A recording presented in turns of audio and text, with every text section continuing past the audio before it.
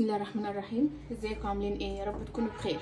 النهارده هنعمل مع بعض وصفه بط. طبعا عملناه قبل كده على القناه كام وصفه بط كده. عملناه بالصلصه، عملناه كباب حله، عملناه في الرز المعمر. النهارده هعمله معاكم بوصفه مختلفه خالص، طعمه ولذيذه وان شاء الله هتعجبكم. وبرده هقول لكم اللي مش بيحب البط اكيد هيحبوا بالطريقه دي، لان احنا كنا ناس مش بناكل البط، بس لما بدات اعمله طريقه غير الشوربه طبعا كلنا حبيناه وبقينا بناكلوه. الطريقه دي سهله وبسيطه، وكمان عملنا الخضار معاه، يعني كله كده في حله واحده وخلصنا، وعملنا الغدا في حله واحده عشان ما نوقفش كتير في الحر بتاع الصيف والكتمه دي. سهل وبسيط والطعم والريحه جنان. شايفين الجمال؟ طبعا كله في حله واحده، بس انا غرفت الخضار لوحده والبط لوحده. شايفين لون البط؟ شايفين؟ تحفه. الريحه جنان والطعم تحفه، والطريقه كمان سهله. يلا نبدا الفيديو ونشوف عملناه ازاي، ويا رب يعجبكم الفيديو. لو عجبكم ما تنسوش تحطوا لايك عليه، وما تنسوش كمان تشيروه مع اصحابكم وحبايبكم، وما تنسيش تروحوا على اول تعليق هتلاقيني سايبه كل لينكاتي. يا ريت تعملوا اشتراك لليوتيوب اللي لسه مش مشترك معايا، وكمان اعملوا متابعه لصفحه الفيس، واعملوا فولو على التيك توك عشان تكونوا معايا في كل مكان. ويلا نشوف عملنا البط النهارده ازاي بطريقه سهله. يلا نبدا الفيديو. تعالوا نشوف المكونات اللي معانا النهارده. معايا طبعا بطه، دي بطه كده انا قطعتها قطع صغيره. طبعا عملنا مع بعض وصفات كتير على بط، مش كتير قوي يعني، بس عملنا مع بعض كده، شكلنا كام وصفه بط كده. المره دي البطه دي كانت جايه لي من عند رشا بنت خالتي. لما كنت تعبانه كانت جايباها وجايه وهي تشوفني. فهعملها معاكم النهارده بطريقه مختلفه ومميزه، هتحبوها كتير. اللي ما بيحبش البطه هيحبها بالطريقه دي. يبقى معانا هنا بطه متقطعه صغير كده ومغسوله كويس. دول 3 حبات بطاطس كبار متقطعين كده بالشكل ده. معايا هنا 4 حبات طماطم برضو متقطعين كده. طبعا مش لازم التقطيع، كل ده هنضربه في الخلاط. معايا هنا 3 بصلات صغيرين، شويه دقه من اللي انا بعملها معاكم على طول، ديت عباره عن توم وفلفل وشطه، شويه توم، ديت كزبره. معايا بقى البهارات بتاعتي، 3 أو 4 فصوص كبيبه صيني، قرنفل، حبهان، فصين حبهان، واحدة لومي، طبعا 4 فصوص مستكة. المستكة ضروري ضروري مع اللحوم وبالذات مع البط عشان دي بتضيع الزفرة. والبهارات بقى بتاعتي قرفة وجنزبيل وفلفل اسود وبابريكا وكاري وبهارات مشكلة. هناخد بقى كل الخضار بتاعي كده في الخلاط، انزل بيه كده.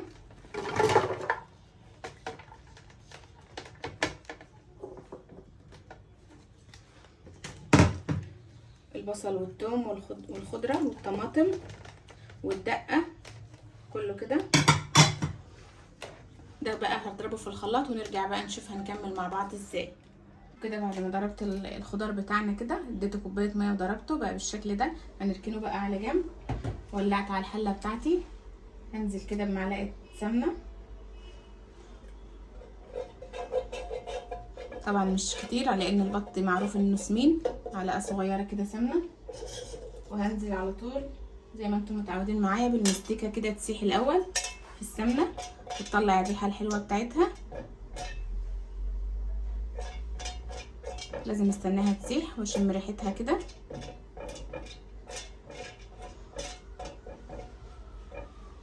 كده بعد ما اتاكدت ان المستكه ساحت تماما، انزل بقى بالبط بتاعي كده على الناحيه اللي فيها الجلد كده، اشوحها بقى في السمنه والمستكه كده شويه. كده بعد ما نزلت بالبطه بتاعتي كده هسيبها على النار تاخد لون، واشوحها على الناحيتين لحد ما تتحمر، ونرجع نكمل مع بعض بقى. كده بعد ما البط بتاعي احمر، شايفين خد اللون الجميل ده كده؟ شايفين اللون؟ اكيد واضح لكم. هنزل بقى بخلطه الخضار اللي انا ضربتها كده مع الطماطم والبصل والثوم كله كده على البط، وهديله كمان شويه ميه، شويه ميه بقى كده، وكل البهارات اللي قلنا عليها في الاول هننزل بقى كده كله مره واحده، وهنسيبها بقى على النار لحد ما تستوي. لو حسيت ان هي نشفت وعايزه شويه ميه هزودها، بس مش هزودها كتير، يعني هي هتفضل في الصلصه والخضار ده كده لحد ما تستوي. كده هغطي عليها واسيبها تستوي بقى ونرجع نشوفها مع بعض. تعالوا كده نشوف البط بتاعنا. كده خلاص هو دخل في السوا، واحنا لسه طبعا ما حطيناش ملح. قرب يستوي هنملحه بقى، وكمان ننزل بالبطاطس اللي شفناها معانا في الاول. شايفين شكله وريحته قلب الدنيا. هنحط بقى الملح بتاعنا. طبعا الدقه اللي احنا حطيناها في الاول بيبقى فيها ملح طبعا، مش هنكتر. هنزل بقى بالبطاطس بتاعتي كده، وهسيبها بقى تستوي معاه.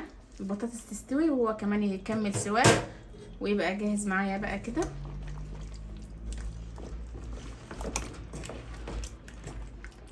هغطيه بقى واسيبه يكمل سوا مع البطاطس. تعالوا كده نشوف البط بتاعنا.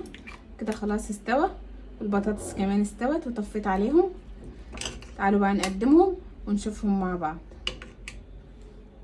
كده غرفت البط معاكم. ادي غرفت البط لوحده، والخضار كمان اللي كان تحت لوحده. قدمته انا النهارده مع رز ابيض، عملته بالزبده، طريقه سهله وبسيطه. طبعا تقدري تقدميه جنب رز بشعريه، جنب رز محمر اللي هو بيبقى رز حبايه وحبايه. لكن انا النهارده قدمته جنب رز ابيض معمول بالزبده، ريحته جنان. والبط كمان عايزين نشوف كده سوا البطاطس. شايفين التحفه مستويه ازاي؟ شايفين ولونها، وطبعا واخده من طعمه البط. ادوق بقى كده.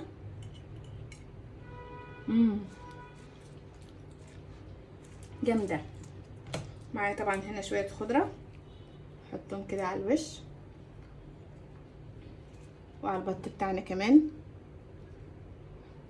كده، وكمان كده على الرز، مفيش مشكله، حواليه كده.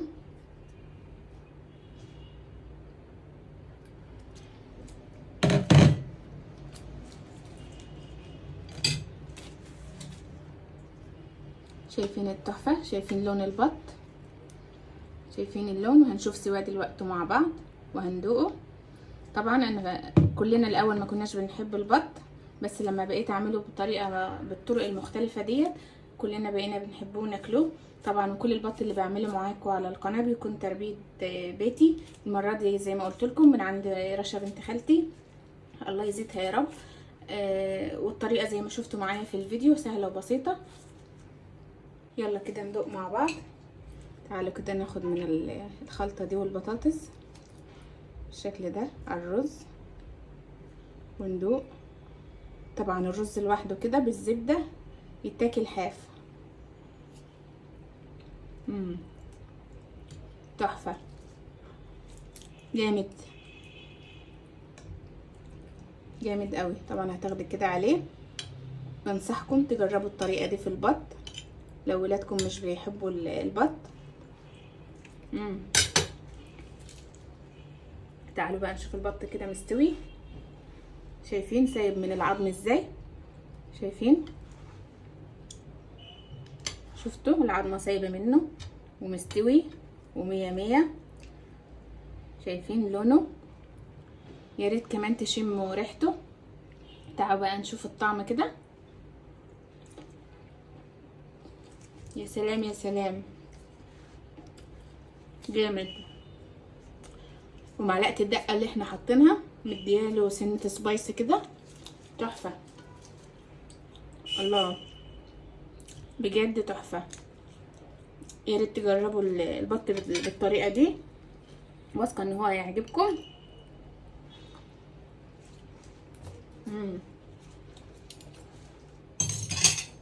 وصفه جامده. بس كده اكون خلصت الفيديو بتاعي النهارده. يا رب يكون خفيف على قلوبكم، ويا رب تكونوا استفدتوا منه. وبتمنى منكم انتوا تجربوا البط بالطريقه دي. وعايزه اقول لكم ممكن كمان الفراخ تعملوها بالطريقه بنفس طريقه البط دي، ابقى اعملها معاكم في مره. كده الفيديو بتاعي خلص النهارده. يا رب يكون عجبكم. ما تنسوش اللايك، ما تنسوش كمان تشيروه مع اصحابكم وحبايبكم. وما تنسوش لو عايزين فكره اي فيديو برضو تقولوا لي عليها في الكومنتات وهنعملها مع بعض. سلام.